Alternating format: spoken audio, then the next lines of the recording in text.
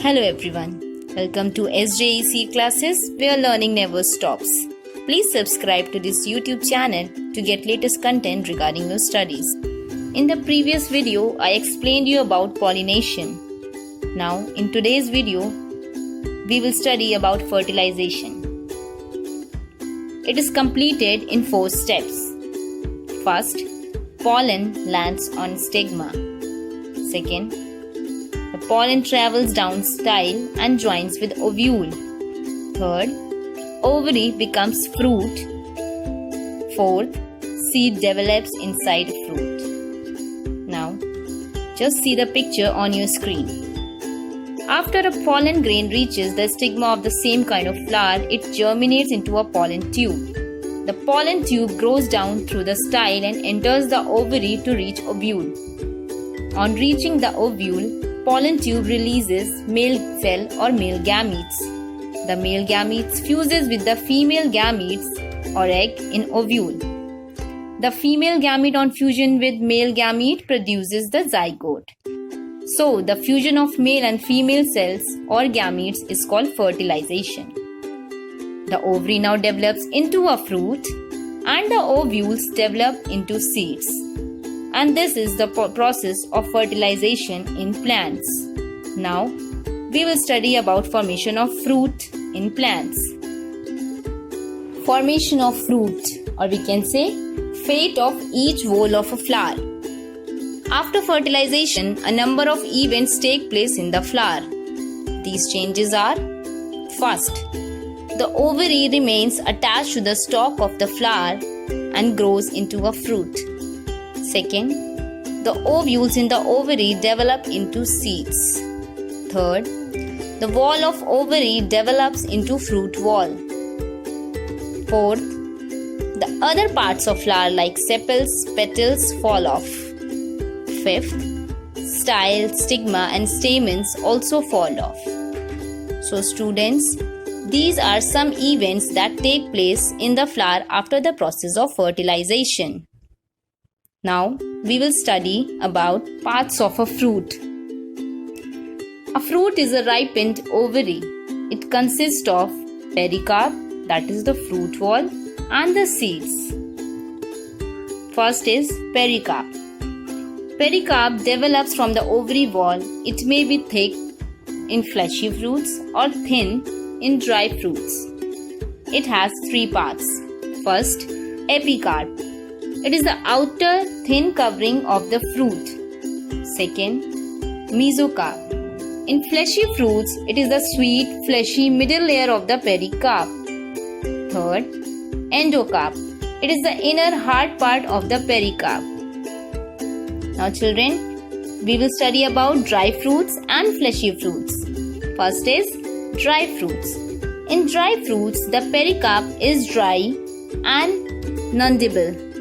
The edible part of the fruit is seeds. Maize, gram, pea, wheat and paddy are some dry fruits. They are adapted for dispersal by the wind. Fleshy fruit. In fleshy fruits, the pericarp or some of its part are soft and pulpy. Fruits like grapes, apple, walnut, raspberries, blueberries, cherry, mango, tomato, etc. are fleshy fruits.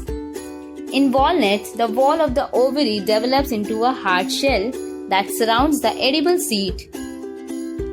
Fleshy fruits are an adaptation for the dispersal of seeds by birds and mammals. What are the functions of a fruit? First, fruit protects seed from harsh climatic conditions. Second, fruit helps in the dispersal of seeds. Third, fruit stores food. Now children, we will study about seed. Seed is fertilized ovule. It develops after fertilization and marks the beginning of new generation. Seeds are always enclosed in fruits. A fruit may have one seed, as in mango, or in many seeds, as in lemon, orange, apple, tomato, etc. Now, we will study about parts of seed. A seed has 3 main parts. First, seed coat. Second, embryo. Third, endosperm. Seed coat. A seed coat is the protective outer covering of the seed. Second, embryo. It is the baby plant in an inactive stage. Embryo consists of the following parts. First, radicle, the young root that grows into root system of the plant. Second, plumule, the feathery young shoot that gives rise to the shoot system. Third, cotyledons, the seed leaves. In some seeds, cotyledons are fleshy and provide food to the growing embryo.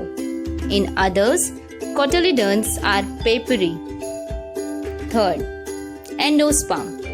Endosperm is the tissue that stores food and provides it to the young plants. Now we will study about types of seeds. Based on the number of cotyledons, seed may be monocotyledonous or monocot seed or dicotyledonous dicot seed. Monocot seeds. Monocot seeds have only one cotyledon. In such seeds, food is stored in the endosperm. Example, maize, rice, wheat and other cereals are monocotyledonous seeds. Now second, dicot seeds. Dicot seeds have two cotyledons. Cotyledons become fleshy because of stored food. On seed germination, cotyledons develop into first green leaves of the young plant. In such seeds, endosperm is absent. Examples, pea, bean, gram and all pulses are dicotyledons or dicot seeds. Now children, today we have studied about fertilization process, formation of fruits, parts of fruits like pericarp and seeds, and types of seeds. Now we will continue the discussion of this chapter in the next session. Till then, take good care of yourself. Stay happy, stay safe. Thank you all.